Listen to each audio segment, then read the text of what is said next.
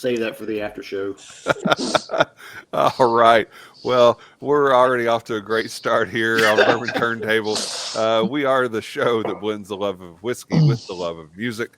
Thank you for joining us. And tonight I have with me the Padawan himself, Benjamin Eaves. Benji, what's happening, buddy?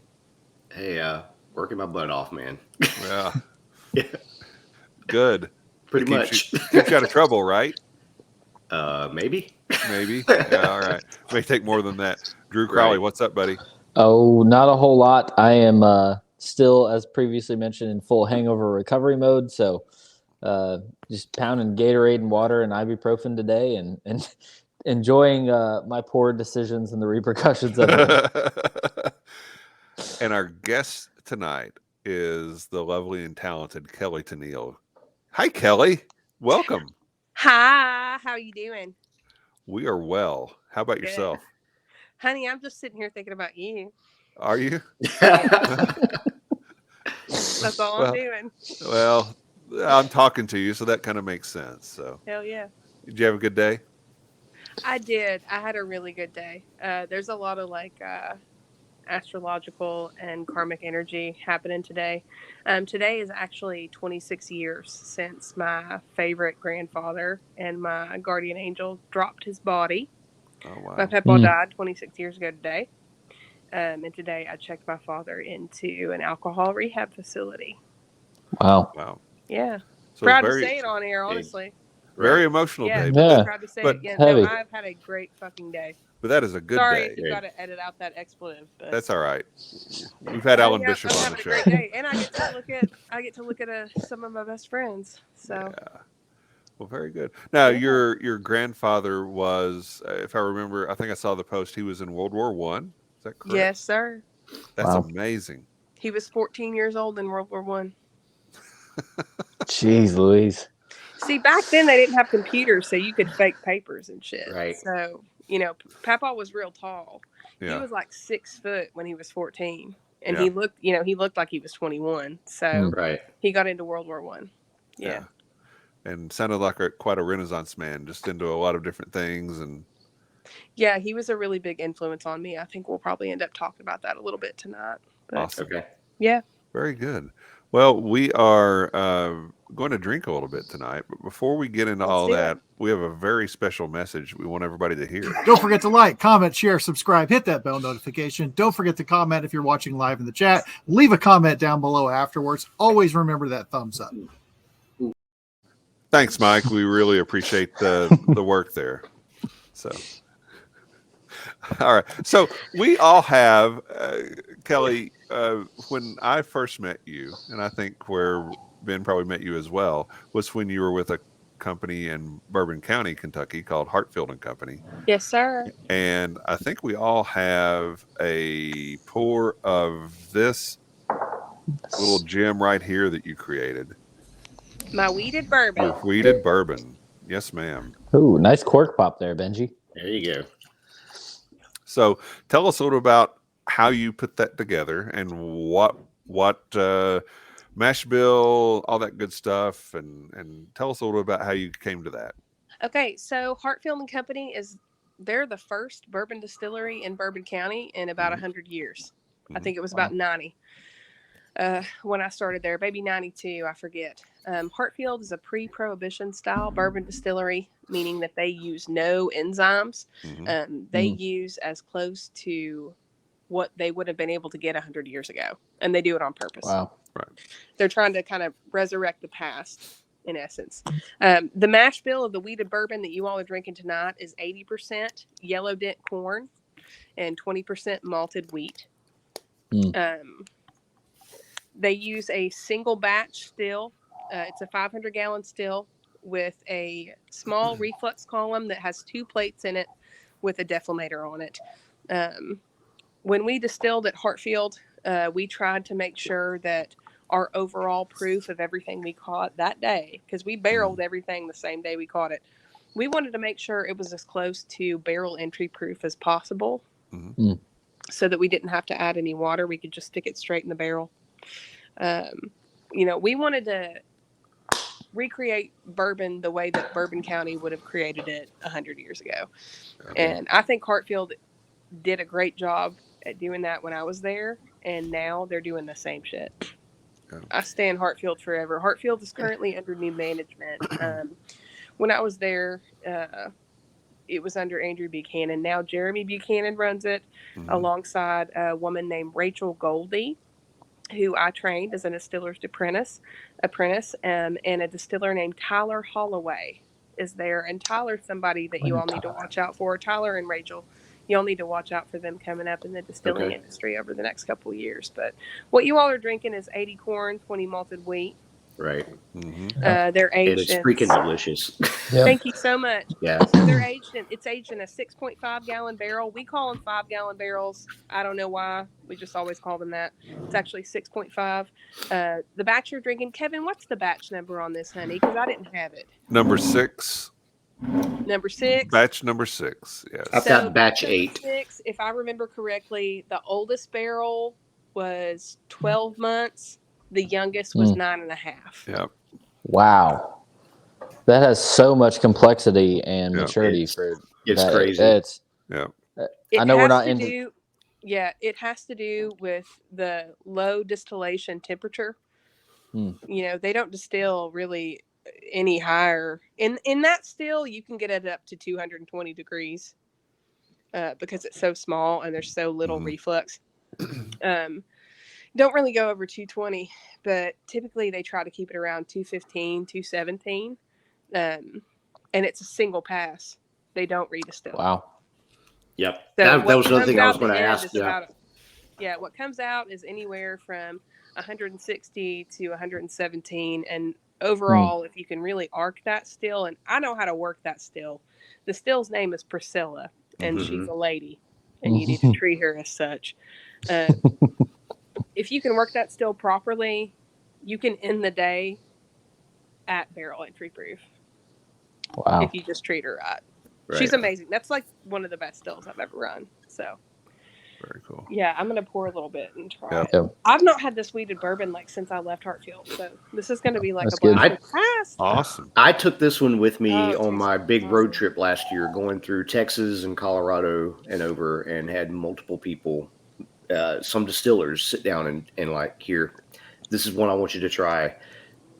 All right, now tell me how old this whiskey is. And when I told them the ages on that, this was no way. There's no way that is that young. I'm like, yes, it is. Yes, it is. And that's what, That's wild. Cheers to Oh, Kelley. yeah, that's good. Thank you very much. Cheers to Cheers. Benjamin. Oh, cheers you. to you all. And good show. How about it? Cheers to y'all. Man, this is like if a pecan sandy and a snickerdoodle had a baby. This is delightful. There's the I fat mean- boy tasting notes. We Yes, That's sir. right. That's right. I mean, you get a little bit of that nuttiness thing, which I never associate with weeded bourbons. That's just not a note that I pull out of that. But then you got that cinnamon and that a little bit. I wouldn't call it powdered sugar, but it's somewhere on the lighter side. It's not brown sugar. It's not just plain old white sugar, kind of sweet. But there's a confectionery note to it, and that is just so complex. I really, really enjoy that. Mm-hmm. Yeah, so these were aged in a combination of char 3 and char 4 barrels. And I think it just really pulls. Like, this was a batch of really sugary barrels I found. Because the batch of weeded before me that I tasted didn't taste anything like this. I think I just got a batch of real sweet barrels. I appreciate a spicy bourbon, a bourbon that really punches you in the face, something that's really grain forward or really smoky forward. I mean, this is like candy. Definitely. Yeah. There's very unique, especially for something that's so young. There's a fruity finish on it. It's like it's a candied raspberry or something that just kind of hangs around at the top roof of your mouth. All right. This is me being a fat kid for the night. You know the red Mike and Ike's? Yeah. That's what I get on the back end. You take a sip and then breathe back out. I taste red Mike and Ike. Cool. I love Mike and Ike's. Mm-hmm. That is so cool. I love to hear different people's impressions of what they taste out of my stuff. You know, there's no better feeling than having somebody drink something that you made and compliment it, but especially like with such, I don't know, joie de vivre. It feels good. Thank you guys. Absolutely. Thank you guys. Yeah. So Hartfield is going to come out with another batch of weeded, probably within like in the fall. I think in the fall they're going to have another batch of weeded ready. So if you all want to try their new batch, I can hook you up with the contact info of everybody who's there now, and you all can do like, you know, not like a comparison, like who's better, but just like, Right. you know, here's what it was, here's what it is. Right. Yeah, You it's know, always fun. I've had the privilege of trying Hartfield's most recent products that they're coming out with, and I'm stoked with how they're moving forward. Good. Yeah. Good. Well, you did some fabulous work Thank while you. you were there, and the way that you age it was, you aged it in such a way that you could really tell in fairly short order what you had. Mm-hmm. You know, it wasn't like, okay, well, we distilled this today and we'll put it in a bottle in 6 years, 8 years, 10 years. That wasn't the approach that was being taken there. And for a lot of people, I don't think that would work. But for what you were doing, you made it work, and you made it work really, really well.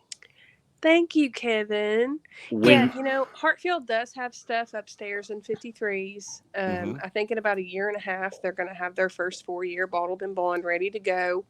And I did have a hand in that. And then they bought, you know, some 10s, some 15-gallon barrels that are aging.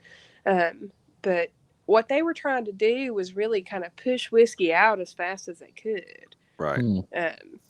Right. But they did a great job at it. Like what they were pushing out that was young wasn't trash. You know, just like Benjamin said, people can't tell that it's that young. Right. And it has to do with their distillation project. And it has to do with their distillation and, you know, the amount of congeners that are coming out and the amount of water that they don't have to add into the barrel. It makes such a massive difference in how it tastes. Yeah.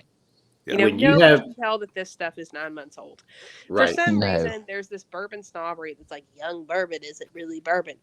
Oh, is it? I was Look, just saying, taste when my you shit, have you'll that quality of taste the spirit difference. coming off the still that you've got, that makes, you're not having to get it in the barrel to try to work out so many of the negative factors that come off in that. And you know, one thing I loved and appreciated about y'all at Hartfield and what you're doing, you also released a new make in a bottle, and so you go and try that new make, that White Dog, and it's just absolutely phenomenal. So the White Dog. you know is that great. quality that's going in is Hartfield White Dog is so good. Yep. Big fan. Thank you. Thank you. All right. Cool. They're going to be so happy to hear this. Yeah. Thank you. Well, all. we're going to kind of wrap up this segment of the show, side A of the show, and side B is going to be a good bit longer than side A this time. But before we get into side B and we dig a little deeper into life as a distiller and how to get into that industry, we want to share with you guys something about a friend of ours, Matt Bay, Old Man Bay. He is in a competition with, it's called a DIY Hero competition. And you can start voting on this on March 8th, which as this show airs, that means you can vote today because this show will air on March 9th. So go online and we'll post the link in the along with the when we post the show. But you can go in and you can vote for Old Man Bay. He does some great things with signs, bourbon barrel signs, and he's just incredibly talented with this. It's just some fantastic work. And if he wins this competition, then he'll get $25,000 that he can use to expand his operation, upgrade equipment, and all kinds of great things like that. So if you are a whiskey fan you need to go in and vote for Old Man Bay. He's a fantastic guy and very well deserving of winning this DIY hero competition. So don't forget about Old Man Bay. So as we're getting into side B of the show now, what we want to talk about is how do you get into the industry, so to speak. And Drew, you can probably talk about this a little bit yourself.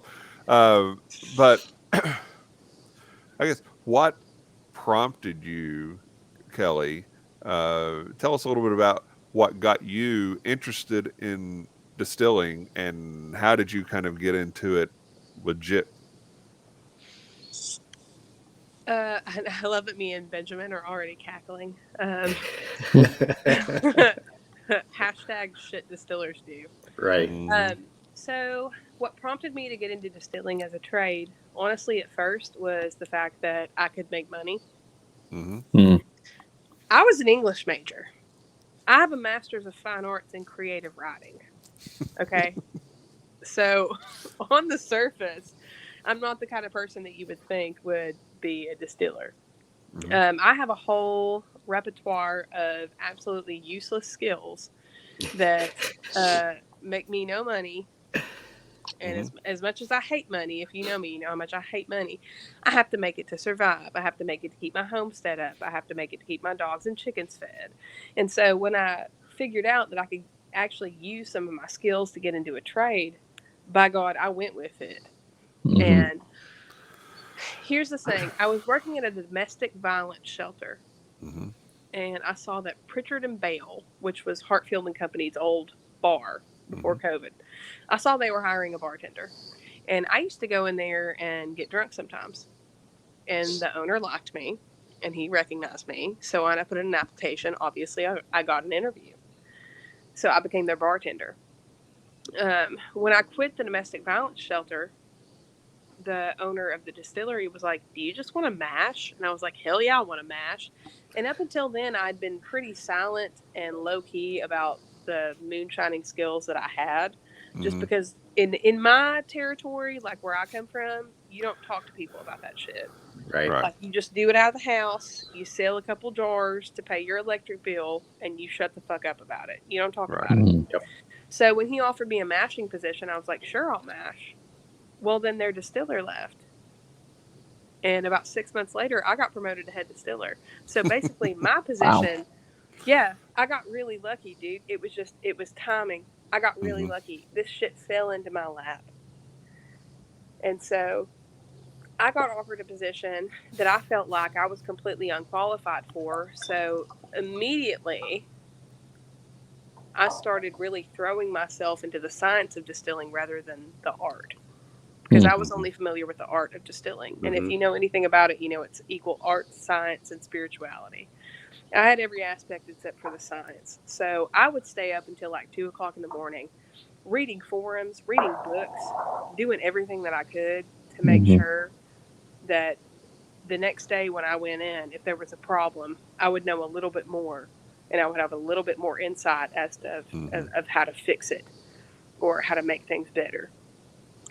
So that's how I got into it. It was honestly set into my lap, but everybody else I know, it's who you know or who you blow. Honestly, like you have got to have a chemical engineering degree, or you've got to know somebody and get in through the back door. It's not an easy industry to get into, and that sucks in my opinion because it should be.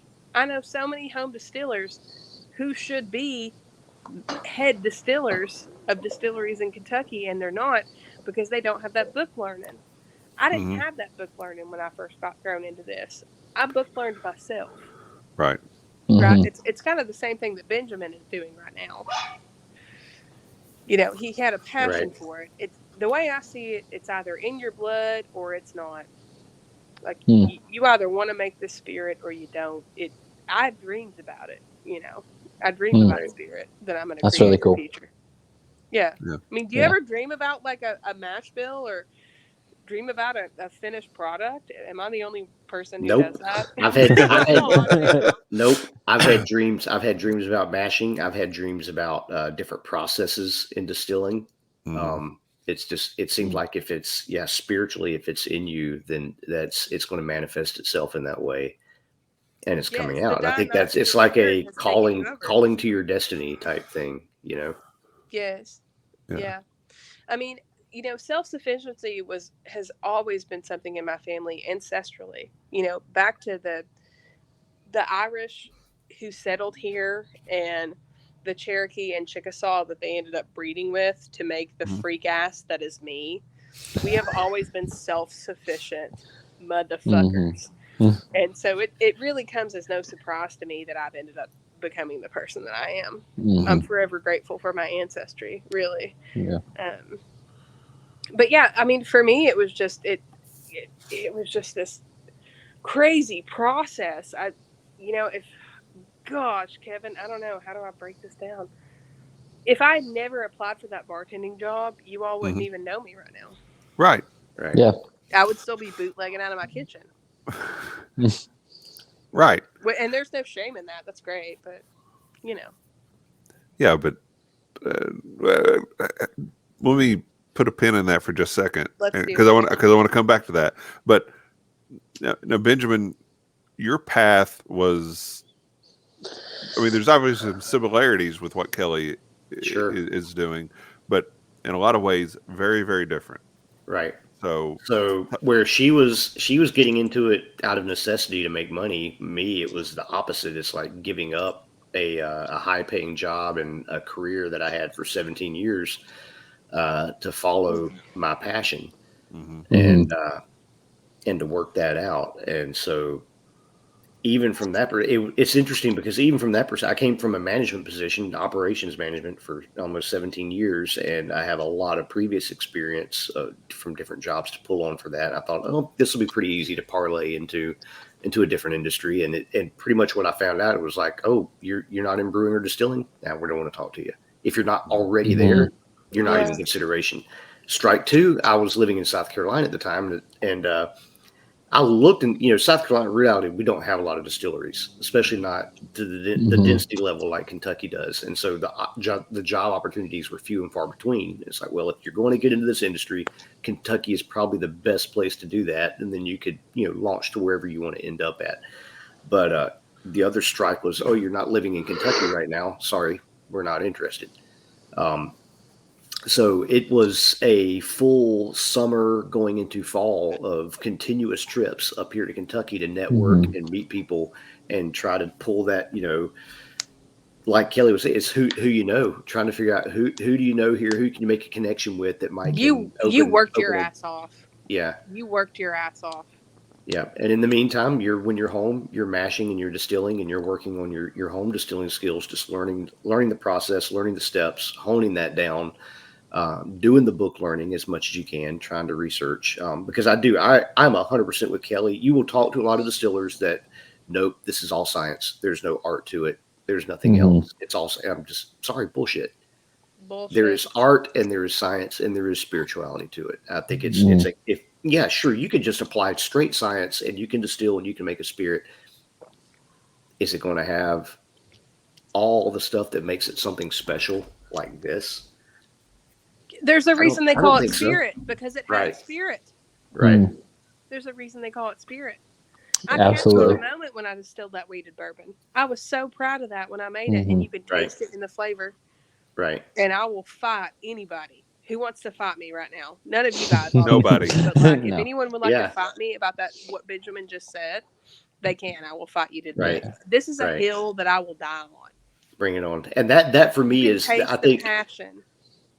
I think for me, this is part of what it speaks to and why it feels that passion. It creates an area of fulfillment for me, is because I guess I am an artist to a degree. I mean, I love music. I play guitar. I find I write. I have different areas and ways to express that. But for me, distilling is like an ultimate expression of that artistic nature inside of me. Yes, I love to apply the science and everything that goes with that. But for me, it's about creating. It's finding an expression in your own voice in doing what you're doing here. But as far as getting into the business itself, yeah, it was extremely difficult. And there were a few moments where I kind of wondered, is this actually ever going to happen? Is it going to be possible? And so what I had to do to get in, and I think honestly, I think it's a great way to do it, because if you want to understand the business of the industry, then get in at the ground floor. And so that's what I went from looking at just management position jobs, and thinking I can get in the door there and then I can work my way over into distilling, to, you know what, you just got to get at ground level. And so I took a entry level bottling line position, that finally came available. And I'd been applying to those too, but guess what? 40 something years old and you've been in management for 15 plus years, you're overqualified. You're overqualified. Right. Doesn't matter how much you want it or how hard you're willing to work. They just look at you, go, you're overqualified. Well, what the hell does that actually mean? That I'm actually going to do a better job than everybody else? Yeah. You know, so, and that's what I did. Was able to get in, got in on the bottom of the line, busted my ass. I think kind of proved myself to a degree. And, you know, I think first told, 6 months to a year, there might be a position open and we'll kind of work you in. Well, it's just, things have worked out. I'm exactly 3 months in, and just last week made the distiller position. So, yes, thank you. I'm excited. And congratulations, Benjamin. Yeah. Good job, buddy. Darling. Thanks. So it's been, so Kelley, you've had the experience on the industry side of this for a while now. I'm just getting started, but that's kind of what it's taken to get here and to get into that. You're doing great. And the other side of it, though, is I didn't do this by myself. I had some tremendous help from some wonderful friends, including the three of you guys, that helped support me and provide connections, and as well as mentor and train me. Alan Bishop, that helped get me to where I am. So, and this isn't about arriving. This is just the door just opened, and this is just starting the journey here. Yep. So, okay, you're awesome, Benji. You are too, Kelley. Thank you, honey. Yeah, you're working your ass off. Yeah, no, and you are too. Yeah. The thing that I see, and Ben, you've got this Instagram account that you started called Padawan Distiller, correct? Right. That's right. Which really takes a lot of the mystery and the glamour off of being a distiller. Right. Because it's, standing out in the cold, inspecting grain. Yeah. It's cleaning out a fermenter. Yep. It's your fingers are literally cracked at the fingernails from being so overly dry, and it's not pleasant. It's painful. I mean, sit here trying to type or open something and it freaking hurts. Yeah. It's Jade, our head distiller. Love the guy. I think he's phenomenal, but he oftentimes one thing he throws blood, sweat, and tears, baby. Blood, sweat, and tears. And it literally is. You blood, sweat, and tears go into this job. Yeah. And coming from the perspective where the last couple of years I've been doing, podcast and YouTube shows, and coming from the enthusiast side of things, I also know how much distillers are glorified and glamorized from that end. I mean, it's when I first started there, talking to a couple of the guys, I'm like, you realize from a lot of the perspective of a lot of enthusiasts, you guys are gods. I mean, you're looked at almost like gods. Like, oh my gosh, they create this wonderful magical elixir, and that's so that we all go. And but you get on the other side, it's like it's just a freaking job. Our friend Alan likes to throw out, we're not curing cancer. No, we're not. But with the whole whiskey boom and the bourbon boom and everything that's gone on the last 10 years, from the enthusiast side, there's this perspective of what the distiller does. I think they have this vision. We're standing in barrel houses, just sampling whiskey all day, and the angels are singing, and it's glory and wonder. You're perpetually in this pose, right? Exactly. Yeah. I'm in a library, and I'm sitting here like this, and all I'm doing is nosing. Oh yes, fetch me this barrel and let's blend. That is not true at all. That's not what we do. We hook up trailers. Right. We dump spent mash. We fix leaks. We Right. fix problems. Like 99% of distilling is cleaning and troubleshooting. Cleaning and It's none of this troubleshooting. fun shit. The Yeah. other day, so I currently distill. I'm an assistant distiller at Jeptha Creed. I stepped down from my head distiller position at Hartfield to go work for Joyce Nethery at Jeptha Creed. And the other day, I got to sit at a table with Joyce and finally pick out a single barrel. Right. And I looked at her and I told her, I was like, this is what people think we do all day. And Yep. she like cackled. Mhm. She cackled. Yep. We were tasting through some bottled and bond rye blends, and she and I picked the same single barrel. So Yep. there will be a single barrel of Jeptha Creed coming out that me and Joyce picked out basically together before the other Nice. ones did. Right. Everybody else came Awesome. and tasted it after, but she had already decided. You know, I picked it out and I said, okay, Joyce, I have one favorite, and I'm not going to say anything. I'm going to let you figure it out. Like, I'm not going to say anything. I'm not going to give it away. And she and I picked the same one, and she said, that's my single barrel. And I Yeah. was like, Right. fuck yeah. Like, yes. Yeah. And I said, Joyce, do you know that people think that this is what we sit here and do all day? Right. And she started laughing so hard.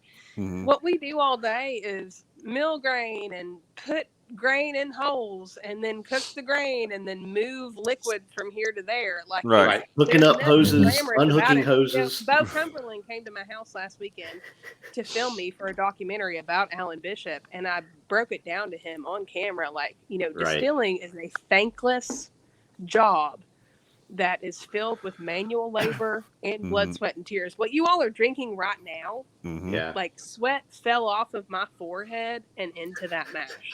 You're drinking Hartfield bourbon that has bits of real Kelley in it.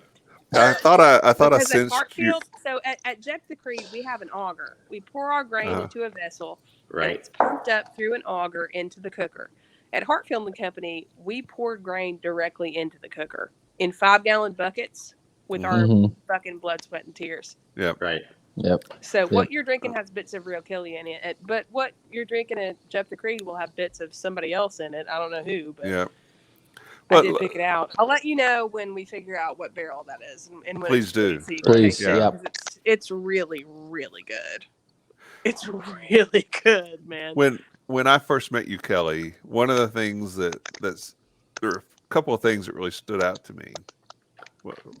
One, you're very authentic. Okay, it's Oh, thank you. I try.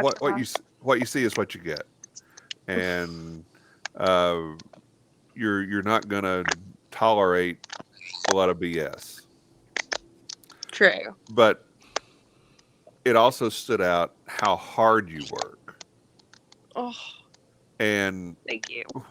when we were talking, because the first time I met you, I was with Christy Atkinson and Stacy Spears, Yes. and but when you were talking about a lot of the science of the distilling process, it sounded like you've been doing this for decades. Mhm. You have done your homework, and you know your stuff. You know, you have self-taught yourself that side of it to the point that it sounds very natural for you, and that is incredibly impressive for an English lit major or whatever. Yeah. You know, A creative writing. Yeah. Masters of creative writing. Totally useless. Yeah. Well, but totally useless degree. you know, Ben talked a little bit about some of the barriers that he faced getting into the industry, in terms of, well, you're not in Kentucky, you don't have a distilling background, you're 40 years old, all that mess.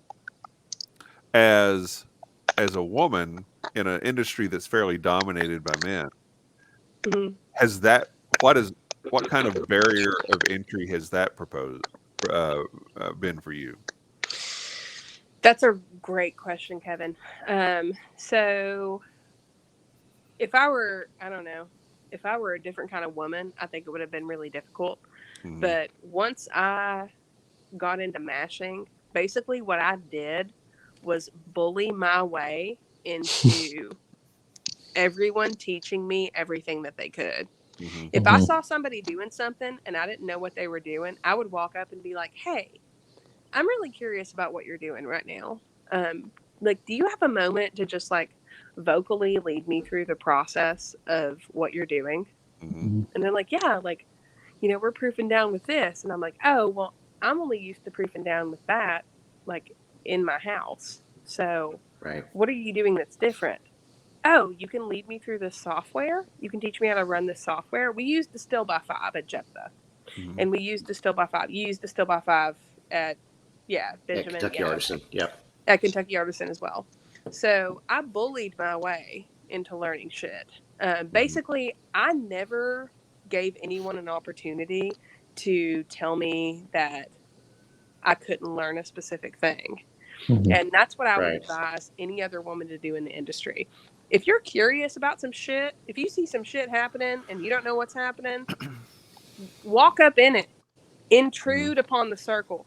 Don't be scared to stick your face in and be like, what y'all doing? Right. Because they'll Mhm. tell you. If you're dealing with people who have any sort of character, they'll be like, oh, we're doing this. And if you're curious about it, they'll lead you through the process. Right.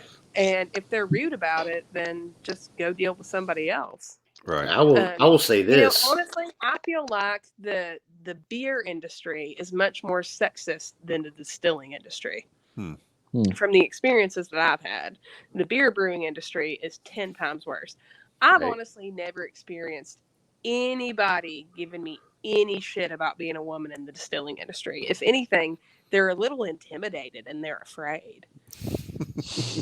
Like, they feel like I know something that they don't know. And Right. honestly, like, most of the time they're right. I do know some shit that they don't know, but I don't hold knowledge hostage for profit. And I Mhm. don't hold my knowledge hostage because you're one sex and I'm another. Right. Like, I'll tell you anything that I can to help you. Man, it's not about that. I'm not going to bring Right. sex into this whatsoever unless you do first. And then if you do, you're fucked. If you want to play that game with me, I'm going to destroy your life. Like, Yeah. like, you want to go down that road, you don't want to go down it with me, baby boy. So I don't know. I just bullied my way in, and I'm hard-headed. I'm thick-skinned. And any girl I've known, I've been like, hey, come here, come on, I got you. I'm going to teach you how to do this. I'm carrying Right. women. I'm carrying other women who might not have as thick of a skin on my back. And I'm like, you can do this. Right. Women belong in brewing. Women belong in distilling. Don't ever let anybody tell you otherwise. I got you, Yep. bitch. So, I Awesome. mean, that's just what I do. I don't know. People are like, oh my God, you're such an inspiration. And I'm like, what? Like, it's hard for me to believe. I'm just like, fight for the things that you want. I don't know. I was also raised by my daddy. I'm a tomboy. And so, I don't know. I guess it's just easier for me to do stuff like that. I don't know. I don't know. I'm with you on the whole fight for it, Kelley. If distilling is your passion, it's something you want to get into. I mean, my example is be willing to humble yourself and take however low you need to go to get your foot in the door and get started. And then once you're there, start fighting for what you want. Because I started at Kentucky Artisan. Be assertive. And the second week I was there, once I felt like I was settled enough on the bottling line and familiar with what I'm doing, I walked into Jade's office and I'm like, I'm here. My goal is to get into distilling and what I want to do. What do I need to do to get there? I'm willing to clock out at the end of the day here and come over and shadow you guys on the distillery side for as long as I can, just to learn until the position is open, so I can start learning and I can start understanding the process that you're doing. And I'll do that every freaking day, whatever you want. And so he was like, well, normally we wait a few months to see, I guess there's a lot of turnover in this industry, and especially on a low end position like a bottling line, you get a lot of people in, a lot of people out. Yeah. And if they're going to invest the time in training you and learning, I think they need to know that you're serious and that you're committed to being there. And that's part of that was trying to send that message. Like, I am serious as hell about this. I'm not going anywhere, but I was also anxious to, I'm here. Right now, I don't have any other responsibility here in town. When I clock out, I can come over here and I'm willing to, on my time, not being paid, come over and do the work and learn. But his thing was, yeah, so normally we wait a few months to do that, but can tell you're pretty serious. So what we'll do is on these days when you clock out, come over, you'll shadow over here and learn. And I was able to do that. And I think that helped. That went a long way, not on just communicating for me my seriousness about what I wanted to do, but it also, I got to know the distilling team over there. They got to know me. And so when the opportunity came, I had those guys were kind of rooting for me to get the job. I think they saw how much I wanted it and what I was willing to learn and do. And be freaking humble. Don't come in there thinking you know everything or your way is the way, no matter what you do or how you do it. Be willing to listen and to learn. Always. That to me is what distilling is. You are always learning. You are never going to ever reach the pin, the tip or whatever, the top. It's not there because there's just always something more. There's always something to learn from the past. There's always something to advance or grow and learn in the whole science of it or the art. So it's ongoing. And that for me is get in there, be willing to go low. And then as far as just to step down beneath what you think you are and to be willing to bust your ass and go after it and kind of, kick the door down if you have to. But, how serious are you? Benjamin, that was a dope breakdown of what it's like to break into the distilling industry. Thank you. Anyway, you're killing it. And that's the best thing you can do is just show them that you're ready and willing to learn this process. Right. When I got on at Jeptha Creed, I was the fastest trainee they've ever had. I got hired on December 9th, and by January 7th, I was running their shit alone. Right. I was completely alone with no one else in the distillery with me. And I'd never run a column still before, and I'm pretty proud of that. And I was hearing feedback from some of the people there about how much you were just absolutely kicking ass. So bringing my A game. I was trying to bring my A game. I'd never run a column before. It was awesome. Yeah. It still is. That's fantastic. You're fantastic. Well, yeah, but he is Tom Just saying. Selleck. You all are. Now, Drew, you were in the industry, so to speak, for a while as well. Yep. So ever so briefly, I worked for Brown-Forman, specifically on the Old Forester brand, and was in a couple different roles with them. And, just breaking into it, kind of like what you're saying, Ben, from an enthusiast perspective and trying to make the jump to that being a career, took a little bit of a different route for me. Through a couple different, connections, I was able to meet Jackie Zeiken and do a couple things with her, just kind of socially. And then when the opportunity came for them to hire staff for Old Forester, had kind of that person in my corner. And I was already working at Westport Whiskey and Wine here in town as a bourbon steward, and that's where I met Kevin and all that kind of stuff. And it was kind of time to say I was about to graduate college, and it was one of those things where you got to kind of make a decision: are you going to do your degree, or are you going to do what your passion is? At least that's how it played out for me. And so, went kind of all in on bourbon and took some of the skills I learned there at Westport and was able to transition that into a couple different roles that were great with Old Forester. So, that's a brief synopsis of how it played out for me, but it was one of those things where, like you guys are saying, we're all in this hobby and this, cult. If you can call it that, I don't know. Sometimes it feels like it's a religion. Yeah, maybe. But we're all in this because we love it. But for me to get into it was just kind of all right, you make the bet on yourself or on the skills that you picked up and say, hey, I really want to make this my living. So that's really how it played out for me. And, my time there was brief and wonderful, and I got to be a part of some really great things and would still probably go back in a heartbeat, given the opportunity. But, I would say that just tenacity, that keep going at it, spirit, was part of it's part and parcel with that industry, right? Mm-hmm. I mean, it is a hobby and an industry and a history of innovation and, people that don't take no for an answer kind of a thing. So, Mhm. yeah. So all three of you have talked about, don't give up, keep at it. If there's something in your way, you just kind of push your way through it or find Right. a way around it. So that indicates that there is opportunity for discouragement in this when you're trying to Often. get into it. How do you deal with the discouragement of it? How do you keep that flame alive?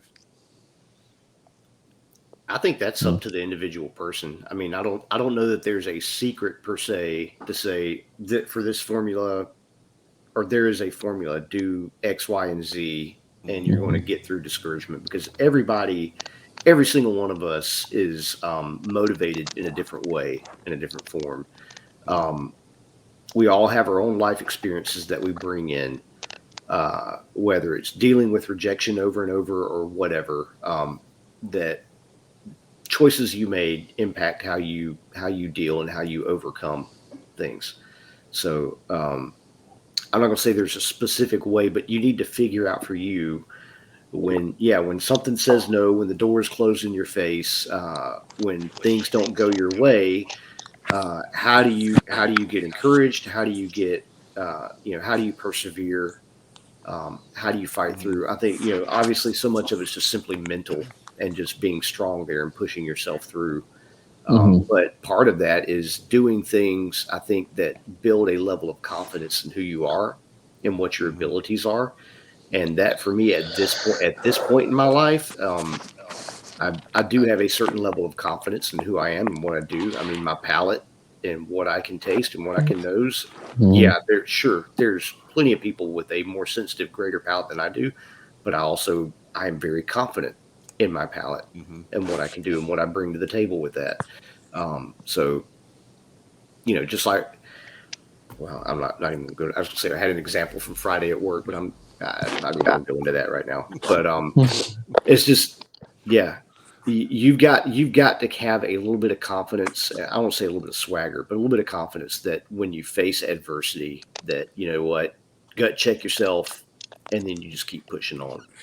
But I think that's going to look different for every person, how exactly they do that. How about you, Kelley? I'm sorry. Can you repeat the question? Because Sure. We're for talking the about static that keeps coming up. yeah. Don't I worry think about it's it. my We're good. phone charger, so I'm moving away from it. So sorry about that, We're guys. we're talking about how do you deal with the discouragement when you're hit with something that is kind of a knock against you and what you're trying to accomplish. How do you deal with the discouragement in those situations? Yeah, like trying to break into the industry and a door closes, or things aren't working out. How do you keep going? I never got a whole lot of negative reviews, like as far as like my spirits or the tours that I gave when I was at Hartfield. But now that I'm at Jeptha, like I feel more like a cog in the machine than I do as like the mascot, like I did at Hartfield. Right. So now it's a little easier. I can just be like, you know what? I make the stuff. I'm not super attached to it. It's the liquor. It just keeps flowing every day. Right. But at Hartfield, yeah, it kind of felt like a personal attack. I took it pretty personally at first. Everyone's palate is different, and they're either going to like my shit or they're not. And I don't have any control over that, just like I don't have control over anyone's perception of me personally or professionally. So I just got to let it go and let the spirit speak for itself. And, 9 times out of 10, people will say, what Kelley makes is amazing versus what Kelley makes is trash. So I've got to remember to really take those compliments to heart rather than only focusing on the detrimental parts. I don't have any problem with accepting constructive criticism. What I do have a problem with is just accepting criticism that has no basis in material reality. Right. I mean, I think we saw that recently when I was featured on an episode of Master Distiller, and all people had to talk about instead of the spirit I created was my boobs. You know, and being a woman, I Right. could have worn a mourning shroud. I could have worn a burqa. I wouldn't Right. have, because that's cultural appropriation. Right. But I could have worn a burqa, and someone would have had something to say about my body rather than the spirit that I actually created. Right. I don't know. If you know me, you know that I make good liquor. If you meet me, you can taste the liquor. If you don't like it, say it to my face. Mm-hmm. Like, it's not a confrontational thing. If you just don't like what I make, I'm all right with that. If you don't Here's like what I another. do, cool. I'm all right with that. Give me a solid reason that's based in material reality, and I'll address it. I'll think about it, and I'll address it. You know, I'll consider myself. I'll consider my actions, and I'll act appropriately in the future. But I don't know. Most of the time when people are like, that sucks, if you ask them to unpack that statement, Right. they can't Right. beyond their own bias. Right. And I think that for me is a big problem within, I won't say the industry, but especially from the enthusiast side of things, is to drink something like that. and you trash it because you don't like it. That's a palate preference. But most people on that end, they don't understand how to taste a spirit and understand what they're tasting. Whether it's the problem you're having, is this an actual fault in the distillate, or is this just, well, I don't like bananas, this got banana note in it, so that's hot garbage. That tastes No, like that's just isoamyl acetate. And I'm like, well, maybe they overpitched on purpose to make that right. ester stand out in the final product. So Like, that do you even know what you're Nerds. talking about? Nerds. Do you talk about congeners and esters together, or do you just not like what I'm making? You know, that's Yeah, where the exactly. science comes in. Is they're like, I Exactly. taste this, and I'm like, okay, well, that's this, and here's Mhm. why. And then they Right. get pissed off because I know more than them, especially because I'm a woman. Mhm. And like, that's where we hit a wall. That's where I Right. hit a wall with people. Mhm. Like, Right. don't And that's start no shit, won't be no shit. That's how I Right. feel about it. And that's where I can. You don't have to I like guess, my shit, but cite your sources. I would love that. I would love that. There's plenty of classes on tasting whiskey. There's plenty of talk on A million of them. drink There's it. kits Yeah, you can order and have shipped to your house. Right. but that's the problem. And there are those kits, but to me, the vast majority of them don't deal with here's what you're tasting in spirit, and even if you don't like it, here's how to evaluate it and know that it's still Yes. well done and it's well made. Mhm. And that's where Even I've gotten if to you a don't place like it. I can sit there and drink a spirit. I may not like the flavor profile, but I can tell you Mhm. this was well done. The barrels were good. The distillate was good going in here. This is what they were going for. That's fine. It's not my thing, but it's Right. still well made and it's well done.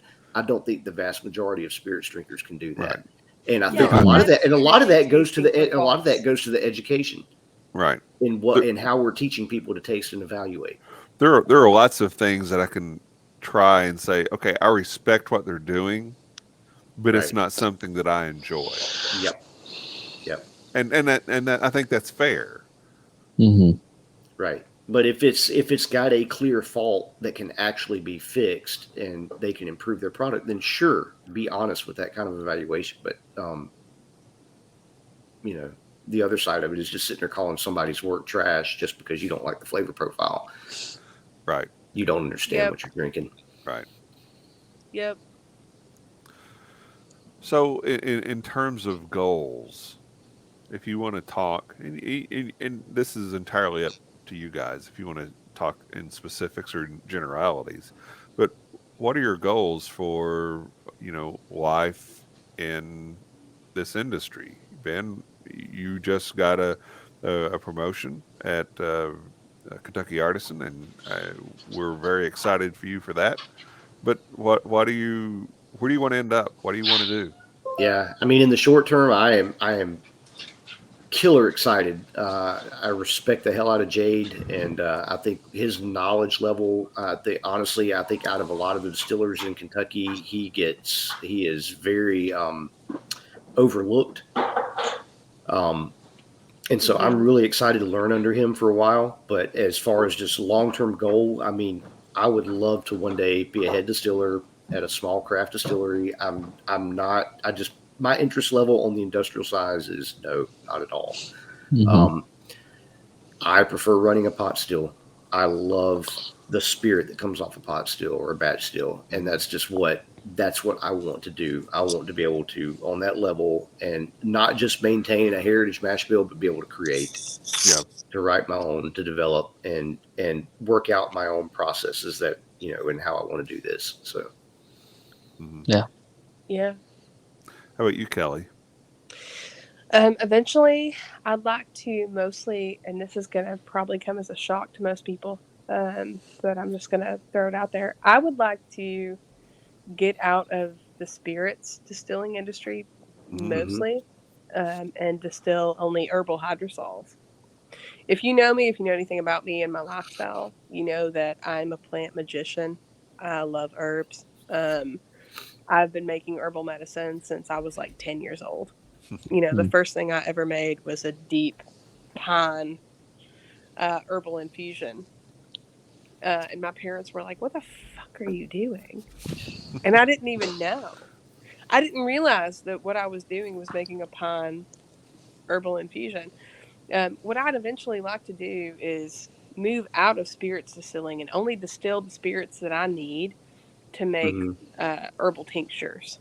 Mm-hmm. To make plant-based herbal tinctures, and I would also like to make hydrosols. What I'm trying to do is get as much knowledge as I possibly can on as many stills as I possibly can.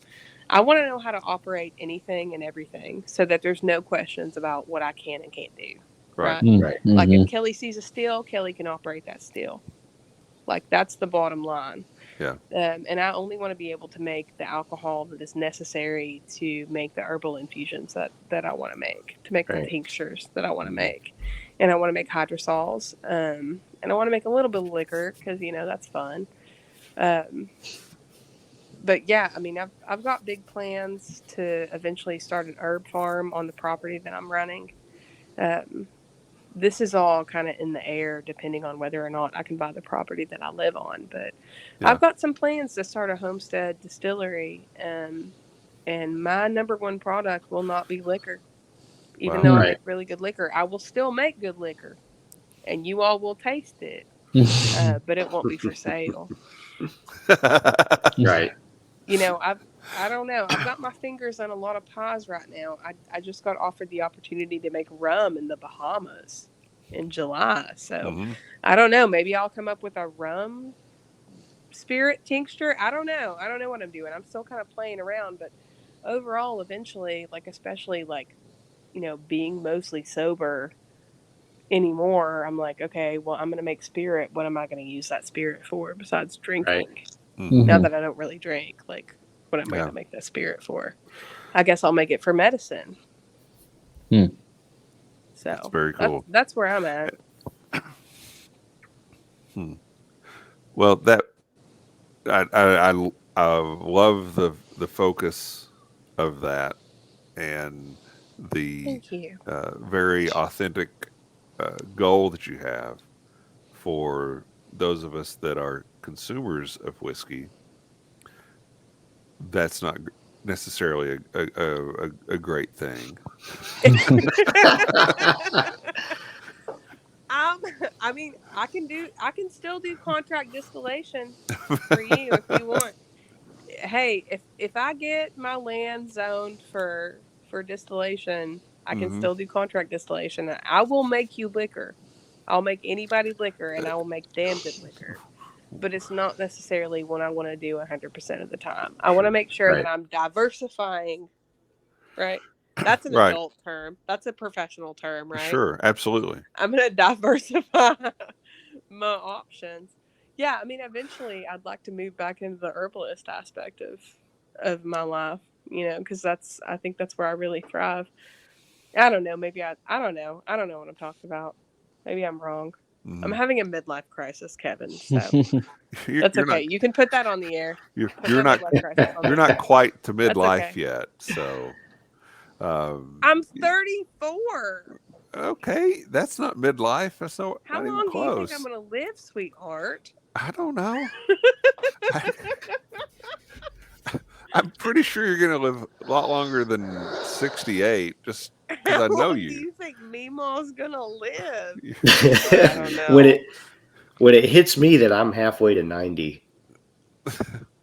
Dude. I'm halfway to 110. I ain't making I'm sorry, it to I didn't mean to 110. spawn this midlife Right. crisis that we're all having now. Anyway, I mean, overall, like, yeah, I still want to produce spirit, but if I make liquor in the future, if this even happens, and there's a cut hair's chance of this even happening, period.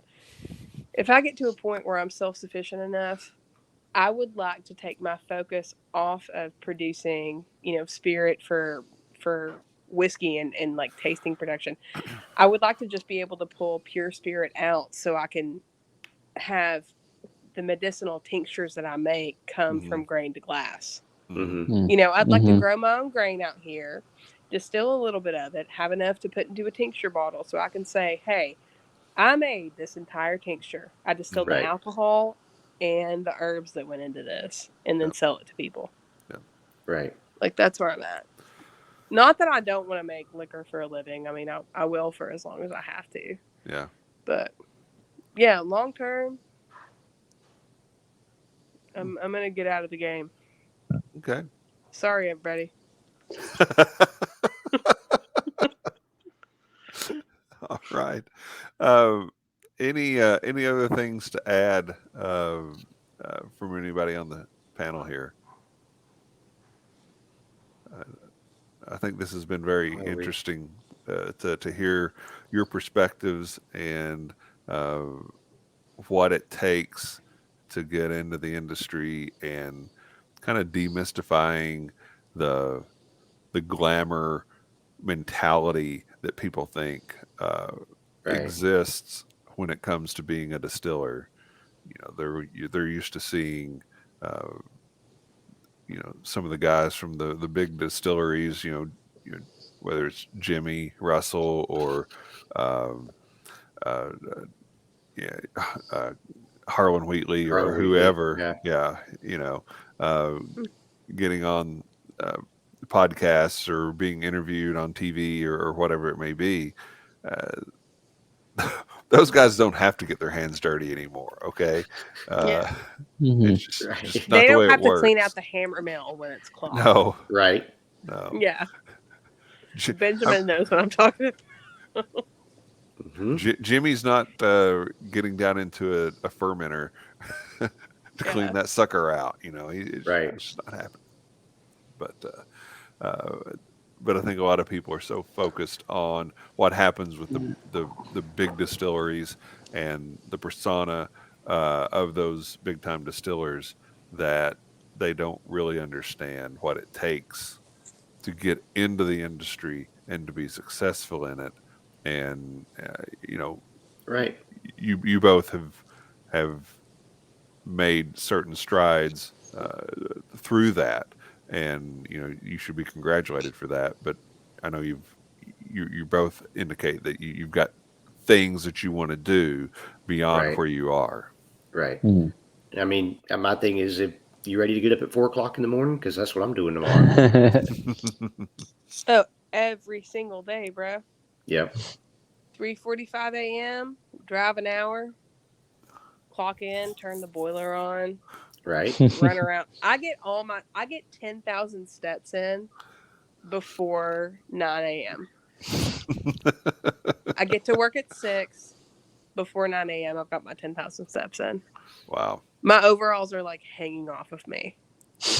I mean, it's been crazy the last 3 months. You look pretty svelte, Benjamin. Working the speed that you do on the bottling line. Oh my God. I've been pulled to the warehouse numerous times. So I've unloaded a couple tractor trailer loads of empty barrels, rolled those in, stacked them on pallets, double stacked them. I've stacked, barrels in truck. I'm in the best shape I have been physically in probably 20 years.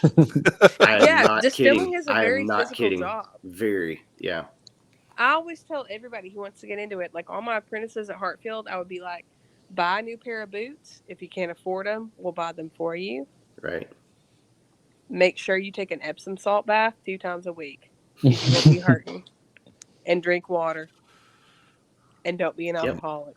Yeah. Right. Like, that's all I can say. Yeah, take good care of your body.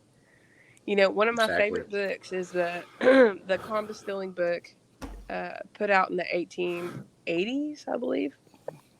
And I think the first sentence says the distiller must be a sober man. And by sober, they didn't just mean like sober from alcohol. They meant like somebody who's drinking water, who's eating vegetables, who's taking good care of their body. You have got to take good care of your body to be in this industry and to really be running around the way we run around. And Benjamin knows what I'm talking about. You got to be fit, man. Right. It's a hard job. Like, we've got to move 600-gallon barrels from here to there. It's no joke. You can really hurt yourself. Yep. And you bring up a point that I'll throw out. It could be very easy in the industry to become an alcoholic. Oh yeah. Is that a fair statement? Yep. Yeah. I think if this is something you're serious about, and I had this conversation with a person just this past week, but for me, I am very intentional about taking care of myself, about protecting that, about watching what I do intake drink wise, and everything else, because this whole sensory stuff right here, my olfactory, my palate, my taste buds, etc. That's very valuable, and I can't afford to lose that if I'm going to continue chasing this passion that I have, or to just screw myself up physically. Otherwise, I think that's an important thing in every career you want to go into if you really want to be successful. But I think especially in this one, you have to be very intentional about making sure these things do not become a problem. You check yourself, and you check yourself, and you check yourself. All the time. And you have to set up boundaries for yourself, and you work hard to maintain those. No, hell yeah, exactly right. And you make sure that you're hydrated. Number one, make sure that you're hydrated and that you're not nutritionally deficient. And neither of those things can be achieved if you have a substance abuse problem. Right. Something that I'm really striving to push on to the industry. I don't know. Maybe I'm not the first person who's done this. Is the fact that like we need to stay sober as often as we can, as long as we can. Right. And we've got to stay on each other and understand that there's no shame. Coming from the family that I do, from the history that I come from, and now in the industry that I'm in, it's even more important. Right. For us to take care of ourselves in order to make good spirit. The mood that you walk into the distillery with is going to have an effect on the spirit that you distill that day. So you think an alcoholic's going to make good spirit? Hell no. Nope. Absolutely not. Nope. Yeah, I mean, I could go on a soapbox about that, but we won't. That's for another episode. Right. Maybe that's for my own podcast. All right. Well, anything else anybody wants to share tonight? Everybody good? I don't think so. I'm just really happy that you all asked me on, and I hope that any baby distiller who's coming on who's scared to apply for a job can be okay with coming in at the bottom level, like Benji said. Yeah. I hope that they can be okay with that, because like if a distillery is going to hire, they're definitely going to hire from within. Right. And if you show the sort of tenacity that Benjamin showed, you will get promoted. Yeah. And I think it's valuable. You learn what goes on the bottom of the line. I mean, that's the end step of production.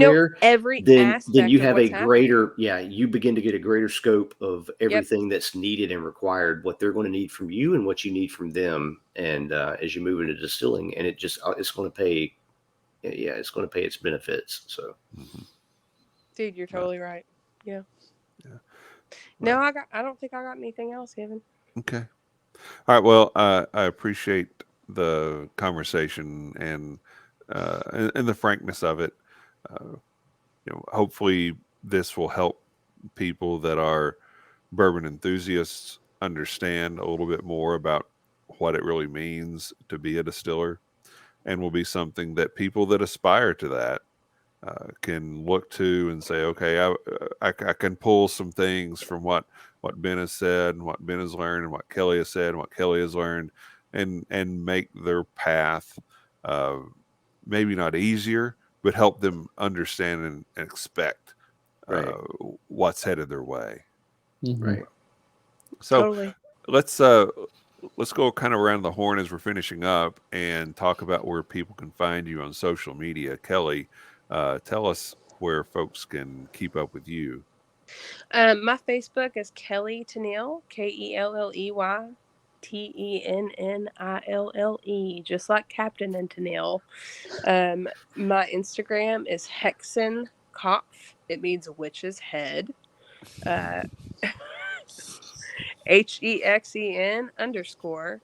HEXEN_KOPF. Feel free to request me. As long as you're not a gross dude who immediately says some stuff about my boobs, I will accept your follow. I may not follow you back. Please don't take it personally. I'm a very private and reclusive person, but since I was on Master Distiller, I'm learning that I have a fan base and I need to sort of like let people into my life. So that's a little weird. As long as you're not a gross fucking pervert, you can follow me. So mind your P's and Q's, boys. But yeah, I don't really have a professional page. That's all my personal private stuff. And as long as you're not a creep, we can be friends. So I.e., quit sending dick pics because nobody wants that. like Nobody stop. likes that. Like, no why? one wants to look Why at do your weird guys? flaccid penis. I'm sorry. Today Why? I got a message that said the tube top of justice really did a good job holding in those weapons of mass destruction.